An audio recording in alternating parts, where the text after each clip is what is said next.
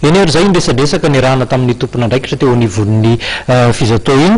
fa araky ny ahafantarantsika azy ihany koa dia ny fandihan'ny faharoambe folo amin'ny hetsika film no tamperahana manomboka amin'ny valoambe folo ny volana May avy zao tsy amin'ny Forelo Expo Tanjombato no natanterahana ity foire international de Madagascar ity maro ny trano efa hita mandritra ny fotoana araka izao fanazavana zao. Araka ny hitantsika atoriana koato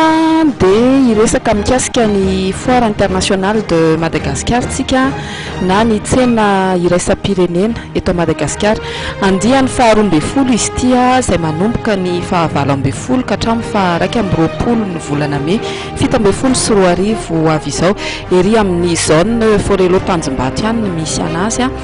dia etanintsika tsirairay ny tokantrano avy ihany mba ho tonga hitsidika an'izay foire international de Madagascar izay mariana etona fa ny mpandrara eto Madagascar dia efa miantsehatra amin'ny resaka tsena iraisam-pirenena fa tsy mianina fotsiny amin'ny resaka tsena anatiny zany izay indrindra ary nisongadina mandritra an'io hetsika faharoambe folo io dia manantena antsika rehetrarehetra ho tonga sy hitsidika an'izany.